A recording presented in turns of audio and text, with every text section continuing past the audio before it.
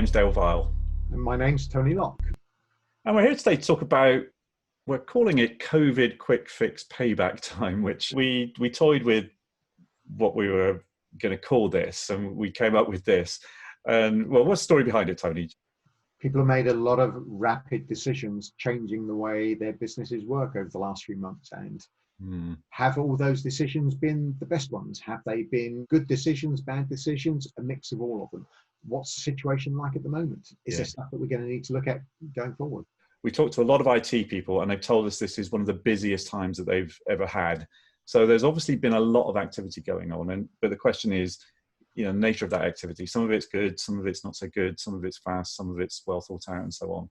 So it's worth having a quick chat about this because, there are quite a few areas, aren't there? I mean, recent research, we looked at different types of debt that have been built up, or areas of compromise, I guess, and we got 4 of them here. Technical debt, I think we're all pretty familiar with in terms of what that means, Sure. But also workforce compromises. You were quite hot on this, weren't you, Tony, in terms of, particularly some of the pressures or situations under which people were being asked to work.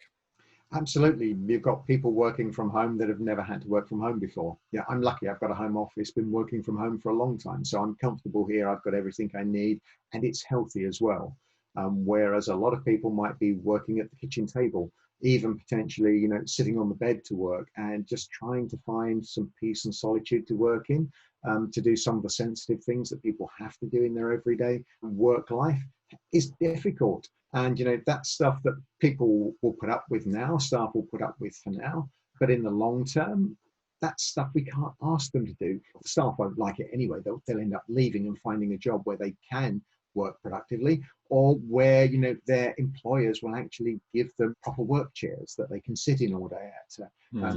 Decent machines that they can sit at with proper sized keyboards and screens rather than trying to live off a laptop. So these are things people have put up with the compromises in the short term, but in the long term, health and safety legislation, if nothing else, says you've got to look at this. Yeah, and I think a lot of people are definitely out of that honeymoon period where the novelty of working from home is now worn off, and now the downsides of having to live with kids and dogs and cats, and as you say, perched on the edge of your bed with a tiny laptop screen, making your eyes go funny. These are things that are starting to sort of come back now and make people revisit.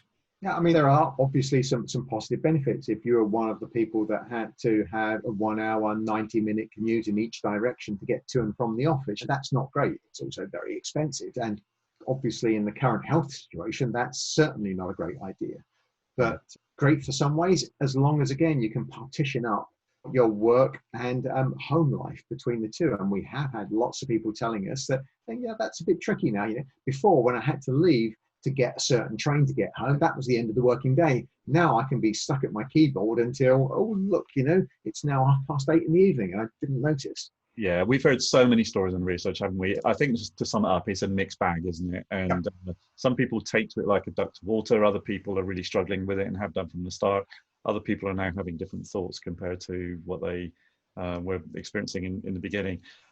Moving on from that, we've also got an impact on customers. And I think we found that our customers have been tolerant of us maybe not being able to move around as much, obviously go and meet them face to face as we would normally expect to do. And I think lots of people, we've heard many stories of customers being tolerant of background noise on calls when you've moved from a sort of physical call center environment to more of a virtual call center environment and these kinds of things. You've heard some stories around this as well, haven't you, Tony?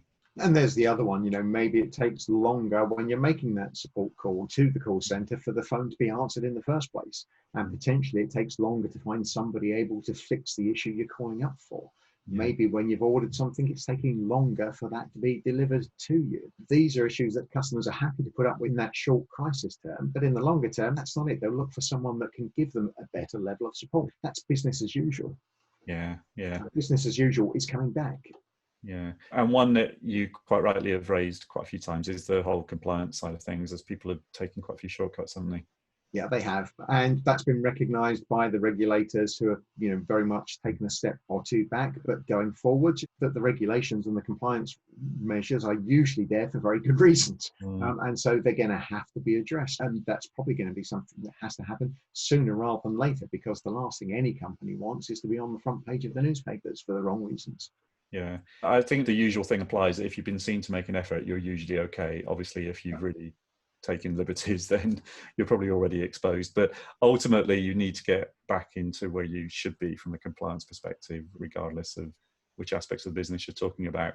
We were spending a lot of time, weren't we, talking about different ways in which people have responded. And there's been a lot of discussion in the industry about acceleration of digital transformation. We've never seen so much digital transformation in such a short space of time. We hear this time and time again, don't we?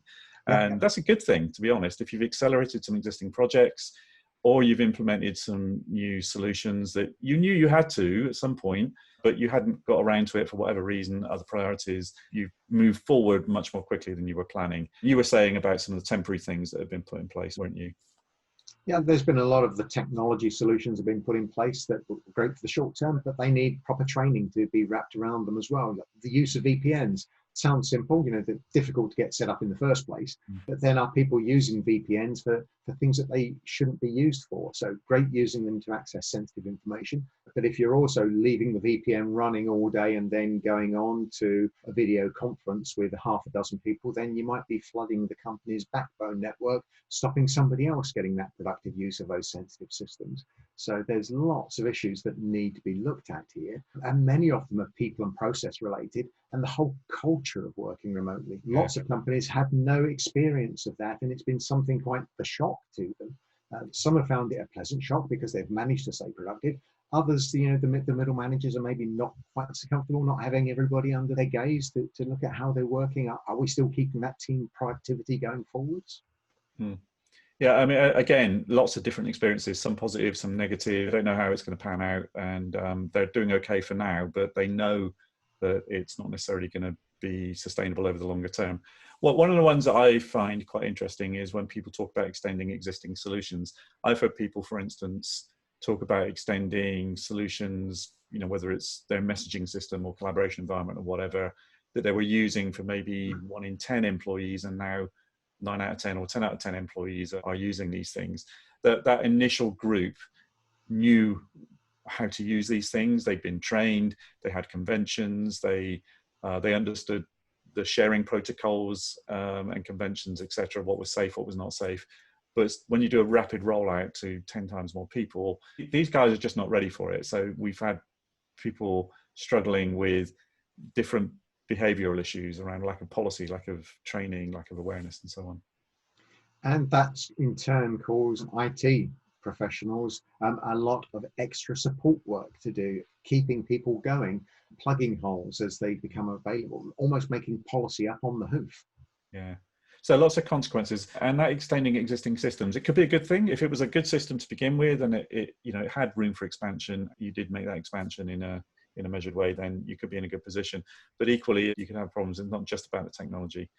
So who should own this? I mean, my big fear, Tony, from everything that we've been discussing is that no one's actually going to grab hold of this and get things back into a good shape. What do you think? It's one of those things we all know, having worked in IT for decades and decades, that lots of systems get put in place and never get switched off because people either forget about them or simply are afraid to switch them off in case somebody complains. So what's going to happen here, as we say, is these things need to be reviewed.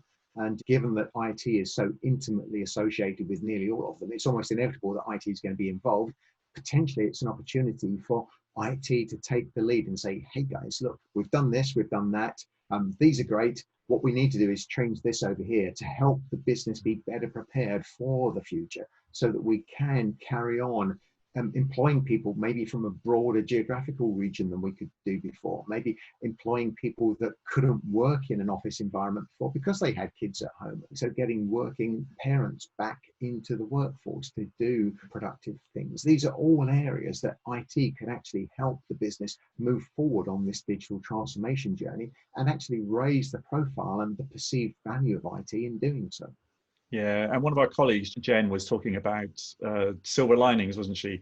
And the fact that we do talk about all the problems and issues and compromises and how to clean all of that up. But at the same time, there are some great opportunities, good behavior that's been stimulated, as you've just said, opportunities in all parts of the business. So it is worth standing back and reappraising everything. We've got quite a bit of stuff on our website, haven't we? We've got lots on our website, both from the immediate past around the pandemic and how people have reacted to that, but also just on the broader issues from surveys and interactions we've had with folks that have been changing for a long time. There's a lot of experience encapsulated in the papers that we've written over the last few years that can help people going forwards understand that the important questions to ask as you're doing these reviews. Yeah. So www.freeformdynamics.com, that's where to go to get some of this material, recent research, advisory documents, and so on. Also, we're really interested in hearing your feedback. So we've got a special email address just for you, feedback@freeformdynamics.com. So send us your questions and comments, and we'll always get back to you. So thanks for listening, and hopefully that's been helpful. And thanks, Tony. Thank you.